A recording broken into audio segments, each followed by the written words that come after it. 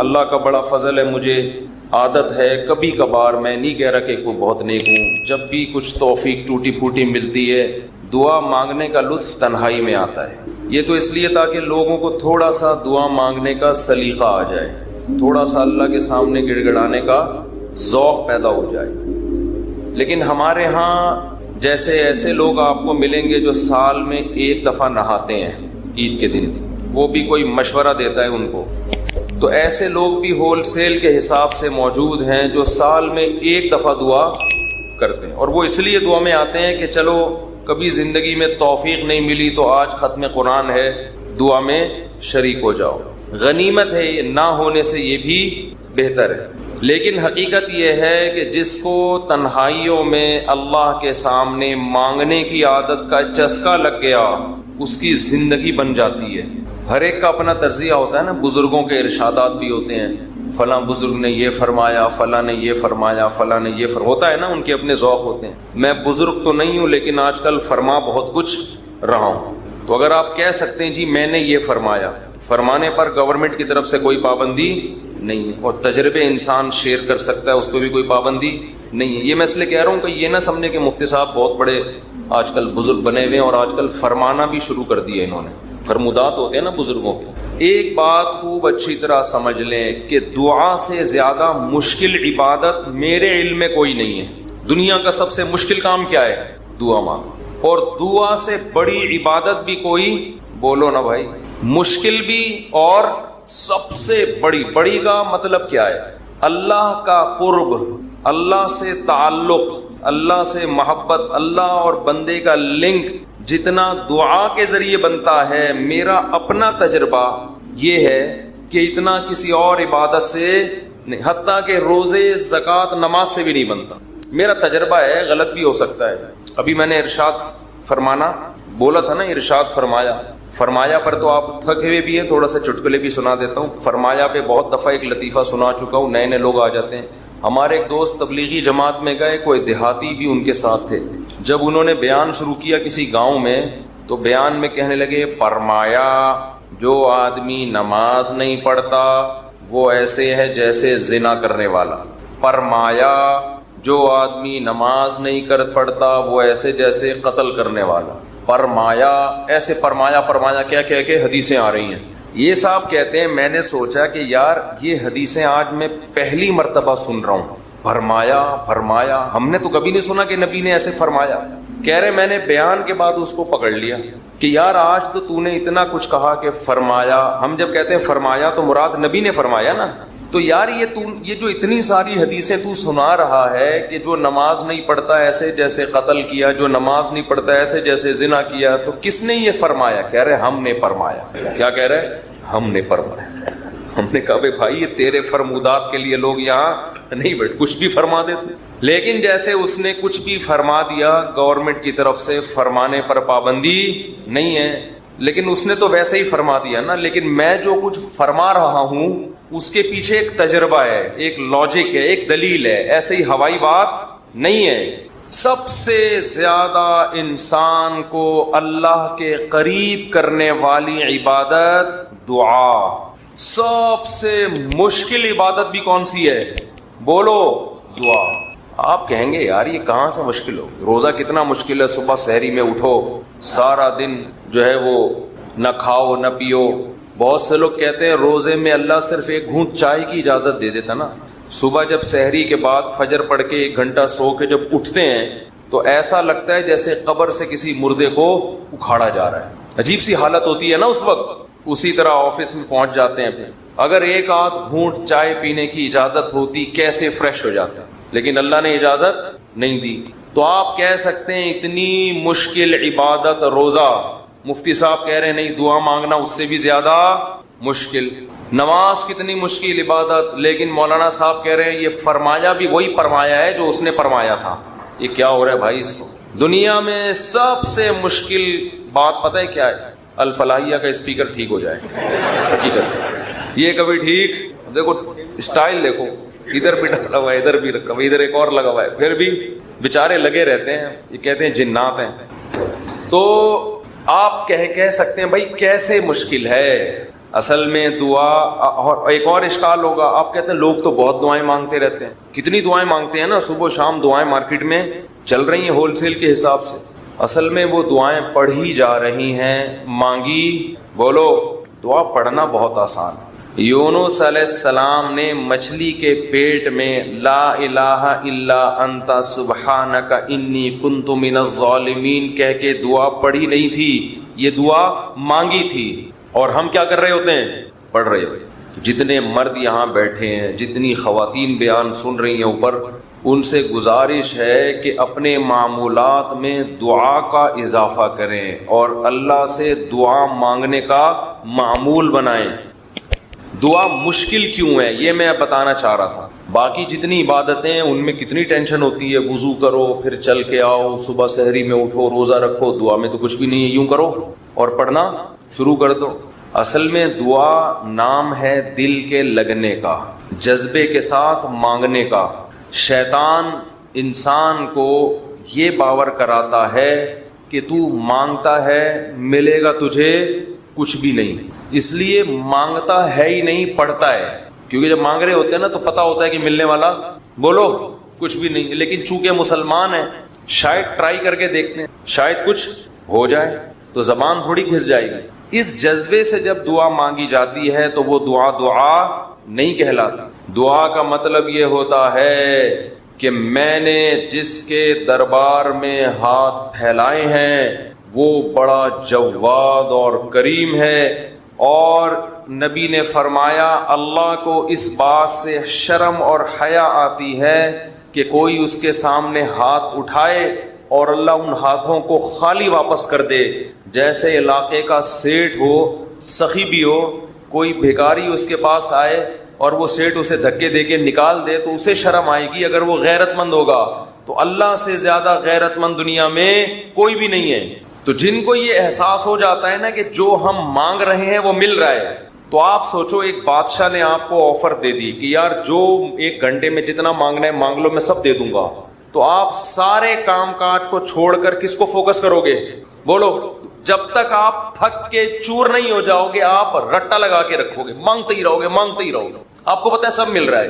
دوبارہ مثال دیتا ہوں، وزیر اعظم آ گئے بھی آپ کے پاس، آپ کے گھر پہ عیادت کے لیے، کورونا میں کوئی کیس چل رہا تھا، ایک مثال دے رہا ہوں، ایسا ہوتا نہیں ہے لیکن ونس اپون اے ٹائم، اور اس نے آپ بلکہ بلینک چیک دے دیا آپ کو، کسی IMF نے بلینک چیک دے دیا، جتنے پیسے بولو گے مل جائیں گے۔ ایسا ہوتا نہیں ہے، مثال دینے پر گورنمنٹ کی طرف سے کوئی پابندی نہیں۔ تو آپ اس چیک پہ کیا لکھو گے؟ بولو، 5 روپے، 10 روپے، 20 روپے، 30 روپے؟ وہ کہے کہ ایک ہی دفعہ بھرنے کی اجازت ہے، دوبارہ آپشن آپ پتہ کیا کرو گے؟ جو اس میں ہند سے جہاں لکھے جاتے ہیں نا 9 سے شروع کرو گے، وہ بھی چھوٹا سا 9 لکھو گے تاکہ جتنے 9 اس میں گھسیڑے جا سکتے ہیں میں گھسیڑ دوں۔ ایسا ہی ہوگا نا، چھوٹا سا 9 تاکہ بینک والا چشمہ لگا کے دیکھے، 9999999 یعنی 9 ارب 9 کھرب 99 ارب 99 کروڑ 99 لاکھ 99,999۔ کیا خیال ہے؟ نہیں آ رہی بات، میرا خیال ہے سمجھ۔ 9 کھرب سے بھی زیادہ اگر کوئی ہنسا ہوگا نا وہ بھی گھسڑ دو گے اس میں۔ 9 کھرب سے اوپر کیا ہوتا ہے؟ 99 کھرب، 9 کھرب نہیں، سوری غلطی ہوگی، یہ پورے 10 کھرب کا نقصان ہو رہا ہے بھائی۔ 99 کھرب 99 ارب 99 کروڑ 99 لاکھ 99,999 کا چیک بنا کے دو گے کہ نہیں دو گے؟ بشرطے کہ یقین ہو کہ یہ میں خواب نہیں دیکھ رہا ہوں، ورنہ بعض دفعہ آدمی کی آنکھ بھی کھل جاتی ہے ایسے موقع پہ۔ وہ ایک آدمی کی لاٹری نکلی نا اسی 99 کھرب روپے کی، یہ بہت 5 ارب کی لاٹری نکل آئی۔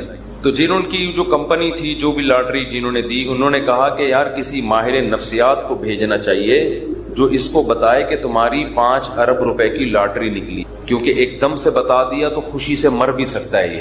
تو آرام آرام سے جا کے کوئی نفسیاتی ڈاکٹر اس کی نفسیات کو سمجھتے ہوئے اس کو بتائے گا۔ نفسیاتی ڈاکٹر کو بھیج دیا، نفسیاتی ڈاکٹر نے جا کے نا اس کو پہلے سمجھایا کہ دیکھ فرض کر لے تیری 1 لاکھ کی لاٹری نکل آئے تو کیا ہوگا؟ اس نے کہا خوش ہوں گا میں۔ 1 لاکھ پہ اس نے کہا چلو نہیں مرے گا، ٹھیک ہے نا، اب لاکھ سے تھوڑا سا اوپر۔ اچھا فرض کر 20 لاکھ کی لاٹری نکلے، اس نے کہا یہ کروں گا، دکانیں بناؤں گا، یہ کروں گا، ایک پلاٹ خرید لوں گا۔ اچھا ایسے 20 لاکھ سے اوپر آیا، 1 کروڑ تک پہنچا، 1.5 کروڑ تک، 2 کروڑ تک، 3 کروڑ تک۔ 3 کروڑ میں کیا کرے گا جی؟ اتنی دکانیں لے لوں گا، بحریہ ٹاؤن میں گھر لے لوں گا، وغیرہ وغیرہ۔ ہوتے ہوتے 5 کروڑ، جو اصل تھی نا 5 کروڑ تک آ گیا۔ اچھا یہ بتا 5 کروڑ کی لاٹری نکلی تو کیا کرے گا؟ اس نے کہا آدھی تجھے دے دوں گا۔ یہ سننا تھا، ماہر نفسیات کا انتقال ہو گیا۔ ماہر نفسیات کا انتقال ہو، وہ بیچارہ برداشت نہیں کر سکا یہ۔ تو یہ تو میں ایک مثال دے رہا ہوں۔ 99 کھرب، 99 ارب، 99 کروڑ، 99 لاکھ، 99,999 اشاریہ بھی لگا دے گا آگے 9999۔ لیکن چونکہ ایسا ہوتا نہیں ہے، IMF کبھی کسی کو ایسے بلینک چیک اس طرح سے نہیں دیتا نہیں ہے، اس لیے ہم یہ سب ہنسی مذاق کی باتیں سمجھی جاتی ہیں۔ لیکن اللہ کا معاملہ ایسا ہے کہ اللہ نے ہم سب کو بلینک چیک، بولو ہے، یہ بلینک چیک پکڑا دیا ہمارے ہاتھ میں۔ جو لکھنا ہے اس میں لکھ دو، میرے دربار میں پیش کر دو، میں دوں گا جو مانگو گے۔ بولو بھائی، اب جس کو اس پر یقین ہے نا، اس کو جتنا وہ دعا کو فوکس کرتا ہے اتنا کسی اور عبادت کو فوکس نہیں۔ وہ باقی عبادت کرتا بھی اس لیے کہ عبادت کر کے دعا مانگوں گا تو زیادہ قبول ہوگی، عبادت میں دعائیں زیادہ قبول ہوتی ہیں نا۔ تو یہ شیطان نے دماغ میں یہ ڈال دیا ہے کہ اللہ سنتا ہے دعائیں مگر قبول نہیں کرتا، اور اللہ کہتا ہے میں کرتا ہوں قبول، لیکن جس طرح تو چاہ رہا ہے اس طرح نہیں کروں گا میں قبول۔ اس طرح کرنا اگر شروع کر دی تو اللہ کا معاملہ ہمیشہ غیب پر ہے۔ یخشون ربہم بالغیب، جو اللہ سے ڈرتے ہیں بغیر دیکھے، جو اللہ پہ ایمان لاتے ہیں بغیر دیکھے، جنہوں نے جنت پہ یقین کیا بغیر دیکھے، جو جہنم سے ڈرتے ہیں بغیر دیکھے، جنہوں نے عذاب نہیں دیکھا، کیونکہ دیکھ لیں گے تو آزمائش ختم، پھر تو سارے نیک بن جائیں گے، سارے نیک۔ تو اللہ کہتے ہیں ابھی مانگو، نظر نہیں آئے گا۔ تو عقل مند لوگ گڑ گڑا کے اللہ سے مانگتے ہیں۔ اور یاد رکھو دعا میں تکبر کبھی مت کرو، تکبر نہیں کرو دعا میں۔ تکبر کیا ہے؟ کہ اللہ کے سامنے روتے ہوئے شرم آ رہی ہے، یہ بہت بڑا تکبر ہے۔ دیکھو کسی دنیا دار سیٹھ کے سامنے انسان کو روتے ہوئے بھیک مانگتے ہوئے شرم آ جائے، یہ غیرت کا تقاضا ہے۔ لوگ کہتے ہیں نا اتنی سی حاجت پہ تو رو کیوں رہا ہے؟ کہتے ہیں نا لوگ، ارے آپ نے جا کے کسی سے لاکھ روپے قرضہ مانگا اور آنکھوں سے آنسو نکل گئے تو ٹھیک ہے، وہ ترس کھا کے آپ کو لاکھ روپے دے دے گا، مگر اس کی نظر میں آپ کی عزت بڑھے گی یا کم ہو جائے گی؟ کم ہو گیا۔ لاکھ کے پیچھے کیا کر رہا ہے؟ ابے یار ایک تو بولتے نہیں ہو نا، پھر مجھے تپ چڑھتی ہے۔ لاکھ کے پیچھے آنسو نکال رہا ہے، یہی کہے گا نا ابے میرے سامنے آ کے رویا تھا، ابے تو کل بعد میں تانا بھی دے گا۔ کل آپ جب گاڑیوں میں گھوم رہے ہوگے نا، یہ گاڑیوں سے یاد آیا ایک چھوٹی سی بات وضاحت کر کے میں آگے چلتا ہوں۔ میری بھی آج کل ویڈیو آ رہی ہیں، وہ ایک ریسنگ کار چلا رہے ہیں مفتی صاحب، اور ریوو میں جا کے اسٹائل سے بیٹھ رہے ہیں، 6 گارڈ ادھر 4 ادھر، ٹھاک ٹھاک چل رہا ہے۔ یہ ویڈیوز میں نہیں بناتا، نہ میرے چینل پہ اپلوڈ ہوتی ہیں، نہ مجھے یہ شو بازیاں پسند ہیں، یہ زہر لگتی ہیں مجھے یہ شو بازیاں۔ گاڑی چلانا کوئی برا کام نہیں ہے، چاہے اسپورٹ کار ہو، چاہے سوئمنگ ہو، چاہے سوئمنگ کا تو چلو میں نے خود بنا کے ڈالی تھی ویڈیو تاکہ لوگوں میں ایک شوق پیدا ہو سوئمنگ کا۔ گھڑ سواری بھی ہم نے خود اجازت دی۔ یہ جو گاڑیوں کی گاڈوں واڈوں کی آ رہی ہے نا، یہ لوگوں نے حرکتیں کی ہوئی ہیں، اس کا مجھ سے کوئی تعلق۔ ابھی ایک ویڈیو آئی ہے، میں جا رہا ہوں ایسے اسٹائل سے، ریوو میں جا رہے ہیں مفتی طارق مسعود، اور وہ پھر اس نے سلو موشن میں چلایا، ایک دم میں اسپیڈ میں آ کے ایک دم سلو موشن، ایسے گاڑی میں آ کے بیٹھے، پھر پیچھے گارڈ آ کے۔ تو دیکھو علماء کی عزت ان کے علم سے، ان کی دینی خدمتوں سے ہوتی ہے۔ یہ کلاشن کوفوں سے، ریوو اور لینڈ کروزر، یہ چھچور پنے لوگوں کا، یہ چھچور پنا ان چیزوں سے عزت حاصل کرنا۔ سمجھتے ہو کہ نہیں سمجھتے؟ ایک دیہاتی ہمارے پاس آیا، مجھے بڑا اچھا لگا۔ بعض گاوار دیہات کے لوگ ہوتے ہیں سیدھے سادے، بڑی اچھی باتیں کرتے ہیں۔ وہ ایک عالم کے پاس گیا، ان کے گارڈ تھے، جیسے ہی گیا تو گارڈ اور کھڑک کھڑک ایک دم جو ہے نا، وہ عالم اپنی ریوو میں آ کے بیٹھے اور بڑا پروٹوکول کے ساتھ۔